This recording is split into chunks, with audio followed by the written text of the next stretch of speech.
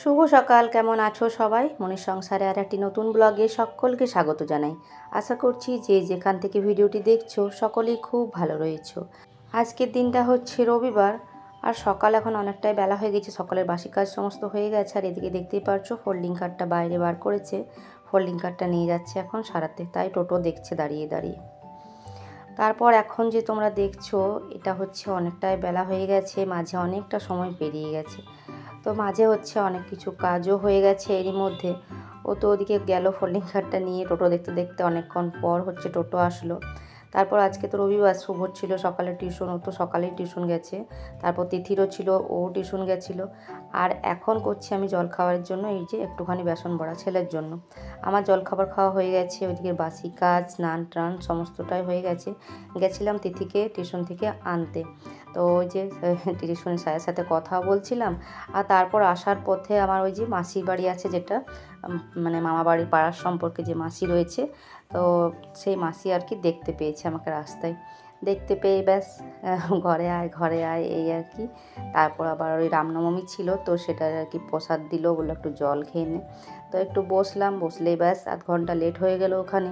তো ওখানে গল্প সল্প করতে করতে আধ ঘন্টা লেট হয়ে গেলো। তারপর এই যে এখন আসলাম, তো এখন প্রায় অনেকটাই বেলা হয়েছে। তো ছেলে গেছিলো হচ্ছে টিউশন, তো সেই কারণে ওর জন্য একটুখানি বেসন বড়া করে দিলাম জল খাবার খাওয়ার জন্য। আমার খাওয়া হয়ে গেছে আগেই, তো ওদিকে ওকে দিয়ে দিলাম। আর এখন দেখছো এখন হচ্ছে সবজিপাতি নিয়ে এসেছিলো অনেক কিছুই, তো সেগুলো বানিয়ে নিয়েছি, যেগুলো করব সেগুলো। তো এদিকে এঁচোড় বানিয়েছি, এঁচোড় আর আলু দুটো। এঁচোড় নিয়ে এসেছিলো, কিন্তু বলছি তো একটু বেলা হয়েছে, মানে 11টা 11:30 মতো হয়ে গেছিলো। তো দেখলাম দুটো এঁচোড় বানাতে এখন সময়ও লাগবে, তাই একবেলার জন্য বললাম একটাই এখন থাক। তো এই যে একটা এঁচোড় বানিয়ে এই যে ভালো করে কষিয়ে নিচ্ছি, ভাপিয়ে আর কি রান্না করে নিচ্ছি। ওইদিকে ভাতটা তো দেখেছিল, আর আজকে আর ডাল করবো না, এঁচোড়টাই ভাবছি একটু ঝোল ঝোল টাইপের করবো আর কি। তো এখন ভালো করে কষাচ্ছি, আর কষাতে কষাতে আমার ছেলে চলে এসেছে ঘর থেকে। আর কষানো সবজি তো ওদের খুব ভালো লাগে, তাই বলছে দাঁড়াও দাঁড়াও একটু তুলে দাও আমাকে। তোকে আবার একটুখানি তুলে দিলাম দুটো এঁচোড় দুটো আলু কষাটা। তো ওটা হচ্ছে ও খেলো আর কি। আর তারপর একটু জল দিয়ে একটুখানি ফুটলো, নামিয়ে নিয়েছি। বললাম তো যে আজকে ডাল করবো না, একটুখানি ওটাই ঝোল ঝোল টাইপের করলাম। তো ওটা নামিয়ে এই যে একটুখানি শিমগুলো তো নিয়ে এসেছিলো আগের দিনেই, তো শিম আর আলু এটাকেও একটু ভাপিয়ে নিয়ে সর্ষে আর শুকনো লঙ্কা দিয়ে আর কি ভেজে নিচ্ছি। তো বেশ ভালো করে লাল লাল করে এটাকেও ভেজে নিয়ে এই যে হয়ে গেছে, এখন এটাকেও নামিয়ে নেব। আর বেশ অনেকগুলো টমেটো নিয়ে এসেছিলো, তো টমেটোগুলো কাঁচা পাকা মিক্স ছিল। তো ভাবলাম যে অনেকগুলো দেখছি একটু কেমন কেমন হয়েও গেছিলো নরম টাইপের। তো ভাবলাম একটুখানি চাটনি করে দিই। চাটনি তো আমাদের বাড়িতে এমনিতে ছেলে মেয়ে ওরা তো কেউ খেতে চায় না, ওই ওর বাবা আর আমি একটু একটু আর কি অল্প একটু খাই, খুব একটা আমারও ভালো লাগে না। শুধু টমেটো পোড়া চাটনিটা ভালো লাগে। তো একটু হালকা মিষ্টি নুন হলুদ দিয়ে এই যে একটুখানি জল দিলাম, এই কারণ হচ্ছে ওই যে টমেটোগুলো কাঁচা পাকা রয়েছে, তো সেদ্ধ হবে না, সেই জন্য বললাম একটুখানি সেদ্ধ হোক। তো চলো এখন এটা এদিকে হতে থাক, ততক্ষণে বললাম যে এই যে এই দিকটা এলোমেলো হয়ে রয়েছে, রান্না করার সময় এটা ওটা তো দিতে দিতে হয়েই যায়, তো সামনে করে রাখা হয় সবটাই। তো এগুলো হচ্ছে এখন গুছিয়ে নিচ্ছি। আর সকালবেলা তো ওই দোকানটা গেছিলো শুভ, জিনিস কয়েকটা বাকি ছিল আনার ছিল, তো দোকানটা দুদিন থেকে খুলছেই না, তখন খুলেছিল তো নিয়ে আসলো। তো ওই দিকটা গুছিয়ে এই যে দেখো এদিকে রান্না বান্না হয়ে গেছে, টমেটোর চাটনি, এই যে শিম আলু ভাজা, আর এদিকে হচ্ছে এই যে গাছপাঠারই ঝোল। তো ওই চোটকে অনেকে বলে গাছপাঠাও বলে, তাই না? আর দেখো দেখতে কিন্তু একবারে মাংস ঝোলের মতনই হয়েছে, খেতেও কিন্তু দারুণ হয়েছিল। একটু গোলমরিচের গুঁড়ো দিয়েছিলাম, তাতে করে কিন্তু টেস্টটা খুব সুন্দর হয়েছিল। তো চলো রান্না বান্না তো হয়ে গেল, এখন রান্নাঘরটা গুছিয়ে নিই ভালো করে। এখন বিকেল 4টে বাজছে, তো হচ্ছে দুপুরে খাওয়া দাওয়ার পর বাসন টাসন ধোয়ার পর ওই মোটামুটি 3টের কাছাকাছি হয়ে গেছিলো। তারপরে এই যে কিছুক্ষণ শুয়েছিলাম, শোয়ার পরে যে এখন হচ্ছে মেয়ে যাবে হচ্ছে ড্রয়িং ক্লাস। তো এখন ড্রয়িং ক্লাসেও যাবে, তাই ওকে এখন রেডি করে দিচ্ছি। তো এই যে চুলটা তো বাঁধতে পারে না, মানে পারে মোটামুটি পারে কোনো কোনো দিন, তবে আজকে বলছে বিনুনি করে দিতে, তাই এখন বিনুনিটা করে দিচ্ছি। যে একটুখানি শুয়েছিলাম, তারপর হচ্ছে এই যে এখন ওকে পাঠিয়ে নিই। বা দেখো কেমন নখ খাচ্ছে, এর এই বদ অভ্যাসটা খুব খারাপ, তাই ওকে মানে বকা দিতেই থাকি যখনই দেখতে পাই আর কি। আর নখগুলো তো থাকবেই না হাতের, একদম আঙুলের নখ একদম মানে কাটার দরকারই পড়ে না ওর, এমনই অবস্থা করে। তো চলো এখন একে চুলটা বেঁধে পড়ে এখন শুভর সাথেই যাবে ও ড্রয়িং ক্লাসটা। তারপর হচ্ছে বাকি আমিও একটা কাজে বসবো, কারণ আর শোবো না, কারণ বাড়তি যে সমস্ত কাজগুলো থাকে তো সেগুলো তো হচ্ছে অফ টাইমগুলো নিয়ে করতে হবে, না হলে তো হবে না। তো বলতে গেলে ওই যে ফলস বসাতে বসেছিলাম, তো মোটামুটি এখন প্রায় 5:30 মতো বাজে। তো ফলস বসাতে যখন বসেছিলাম তো ভাবলাম কাজটা পুরোপুরি কমপ্লিটই করে নিই, তারপর হচ্ছে ঘরটা ঝাঁট দেবো। তো ওই কাজটা করতে বসেছিলাম, তো ওটা করা হলো। আর এখন হচ্ছে এই যে ঘরটা ঝাঁট দিয়ে নিচ্ছি। বিকেলে যদিও খুব একটা ঘরে ময়লা থাকে না, তারপরেও একটু এই যে সন্ধ্যা আগে একটু ঝাঁট না দিলে হয় না, তাই একটুখানি ঝাঁট দিয়ে নিচ্ছি। সংসারে 2 টাকা যাতে করে বাঁচে সেই ব্যবস্থা, সেটাই আর কি সবসময় করে যাই। আগে তো জানো প্রচুর হচ্ছে শাড়ি, এইসব শাড়ি টাড়ি নিলে বা নিজেরই যদি দিতাম সেগুলো সবটাই বাইরেই সেলাই করতে দিতাম, ফলস টলস তখন পারতাম না বা জানতাম না। আর তারপর কি হয়, মানুষের সময়ের সাথে সাথে পরিস্থিতি যেমন থাকে তেমন হিসাবে চলা হয়। তখন অতটা বুঝতাম না, জানতাম না, তখন জানতামও না লাগাতে।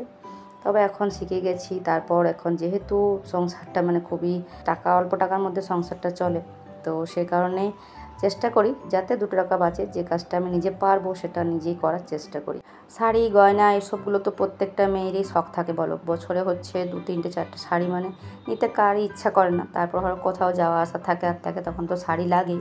তাই পুজোর সময়তে হচ্ছে শাড়ি টাড়ি কিনা হলে বা তার আগে যদি আমি সেলে কিনে নিই, তাহলে হচ্ছে ওগুলো আমি নিজেই লাগিয়ে রেখে, তারপর যে বোন দিয়েছিল বা জানাশোনা কেউ হচ্ছে দিলে, জানাশোনা বলতে নিজের মানুষরাই দেওয়া হয়। এমন তো প্রচুর মানুষ আছে যে এখন জানে সেলাইয়ের কাজ।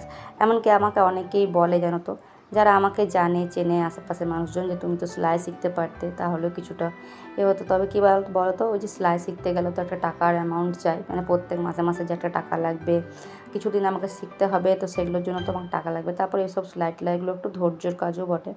তো যাই হোক, আমি আমাকে অনেকেই বলে যে তুমি শিখতে পারতে, তাহলে তুমি করতে পারতে। তবে দেখো, সবাই তো সবটা শিখে উঠতে পারে না, আর তারপর সবাই যে কাজ পাবে তেমনও না। সেই জন্য আর কি শেখাও হয়নি, আর শিখতে গেলেও একটা মোটা টাকা লাগবে, সেই কারণে শেখা হয়নি আর কি।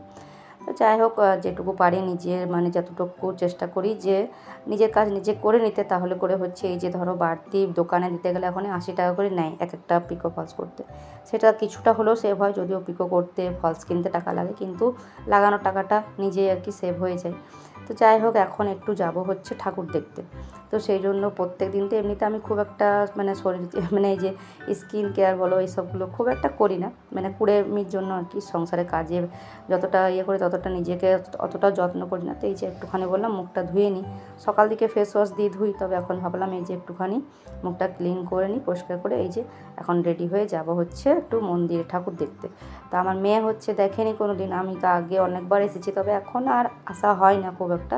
ওর ডিউটি থাকে সেই কারণেই। তো আজকে বাড়িতে ছিল, তো সেই জন্য বললাম চলো একটু দেখে আসে, তিথিকেও দেখিয়ে নিয়ে আসি অন্নপূর্ণা মন্দিরে। এই যে একটু আমাদের বাড়ি থেকে ওই 15-20 মিনিট মতো আসতে হয়।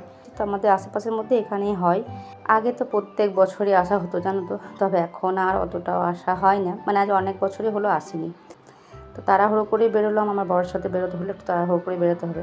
কিচ্ছু তেমন রেডি হয়নি, শুধু ওই মুখটা পরিষ্কার করলাম, ড্রেসটা পরলাম একটা কুর্তি, ব্যাস চলে এসেছি। সাথে ওইদিকে মেয়েরও চুল বাঁধাই ছিল, শুধু ড্রেসটা পরিয়ে দিলাম, ব্যাস ওকেও রেডি করলাম।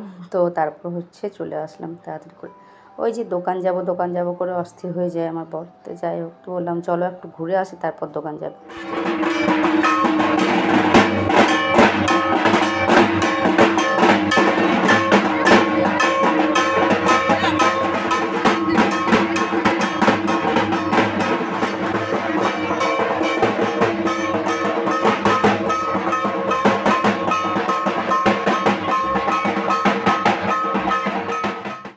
এই যে আমার মেয়ে কী সব বলছে জানি না, কী বলছে। চলো বললাম যে একটুখানি বাইরে বেরোই। তো এখন হচ্ছে একটু পরে আরতি হবে, একটু পরে। তো ভাবলাম চলো একটুখানি বাইরেটা আর কি ঘুরে দেখি। তো এই যে আমি দেখতে পাচ্ছি এই কুর্তিটা পরে নিয়েছি, আর কোনোরকম কোনো সাজগোজ করিনি, যেমনটা ছিলাম সেই রকমটাই। তো চলো এখন বললাম একটুখানি বাইরেটাতে যাই, বাইরেটাতে যেয়ে একটুখানি দাঁড়াই। তো তারপর হচ্ছে একটু পরে আর কি আরতি হবে। তো এখানটাতে বেশ ভালো ভিড় আছে, তো বললাম চলো একটুখানি যে বাইরে এখন বেরোলাম। তো সামনেটা তাই বেশ কিছু এই যে বেলুন টেলুন, তারপর হচ্ছে 2-একটা ফুচকার দোকান, টুকটাক এই যে খেলনাপাতির দোকান আর এইসব লাগিয়েছে। তবে ওই দিকটা তো আগে না একটু ছোট্ট করে মেলা বসতো, মেলা বলতে ওই এইসব দোকানপাটি বসতো, তবে ওই দিকটা তো আর গেলাম না, জানি না এখন বসে কিনা। তো এইখানটাতে বললাম একটুখানি দাঁড়াই। তো এইদিকে এই যে ফুচকার ঠেলা লেগেছে, তারপর হচ্ছে 2টো, আর এদিকে ঝালমুড়ি। আমার মেয়ে আবার বলছিল ঝালমুড়ি খাবে, তো ওকে আবার কিনে দিলাম। আর এই যে দেখো প্যান্ডেলটা এরকমটা করেছে, বাইরে থেকে এরকমটা লাগছে দেখতে, বেশ সুন্দর লাগছে, আর বেশ হাওয়া দিচ্ছে এখানটাতে, বেশ ভালো লাগছে। তো চলো এখন বললাম একটুখানি দাঁড়াই এখানটাতে।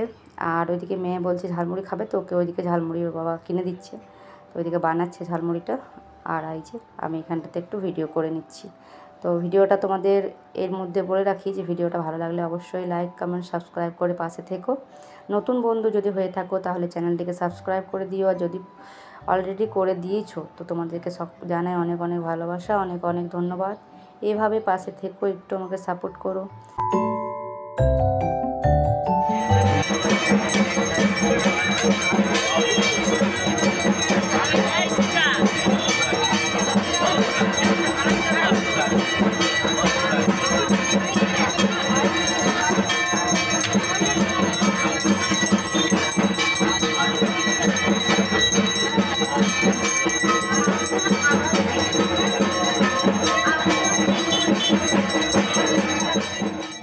এই যে এখন আরতি হলো, আরতি হবার পর হচ্ছে প্রসাদ দেওয়া হলো, মানে ওই লুচি সুজি প্রসাদ দিল, তাও বাচ্চাদেরকে বেছে বেছে দিল আর কি। তারপর হচ্ছে যে খিচুড়ি দেওয়ার সময় একদম মানে কি বলবো যা তা অবস্থা মানে যা করছে সব মানে সিস্টেমটা একদমই ভালো করেনি।